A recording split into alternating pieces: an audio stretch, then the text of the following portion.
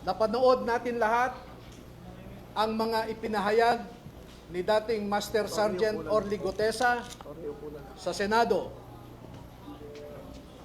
At nakita natin kung paano trinato ang isang taong nagnanais lamang na ibahagi sa ating sambayanan ang kanyang nalalaman tungkol sa pagnanakaw sa kaban ng bayan.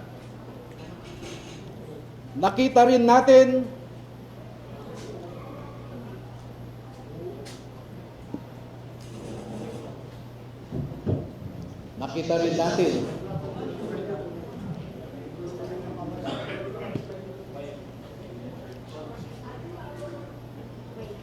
nasaksihan din nating lahat ang mga proseso na naganap sa ICI na inatasan na mag-imbestiga tungkol sa corruption sa infrastructure.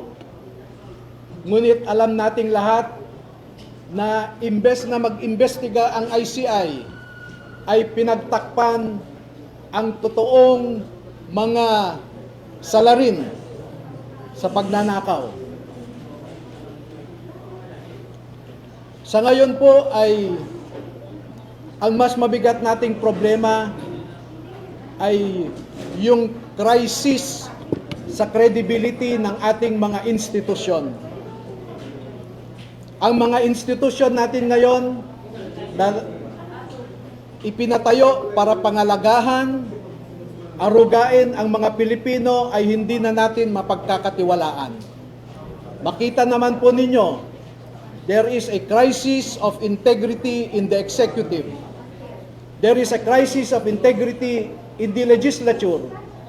And if you have listened recently to the proclamations of Ombudsman Crispin Remulla, he alleges also a crisis in our judiciary.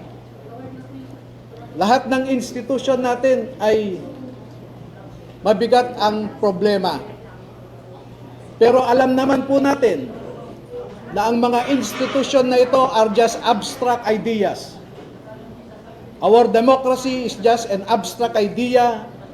Our institutions are just abstract ideas. And these institutions operate through the human mind. And if you will, through the human soul and through the human heart. Ang problema natin ngayon ay yung mga nagpapatakbo sa mga institusyon na ito. Wala po tayong ibang maaasahan ngayon na maglalabas ng katotohanan kundi tayong mga mamamayan din. Hindi natin maaasahan ang nasa gobyerno ngayon na ilabas ang buong katotohanan na walang pinagtatakpan. Ngayon po ay lumabas ang mga dating kasamahan ni Master Sergeant Orly Gutesa sa trabaho bilang security consultant o security personnel ni dating Congressman Zaldy Esco. Nandito po silang lahat at gusto ko pong ipakilala sa inyo. Ang mga sundalong ito ay wala na sa serbisyo.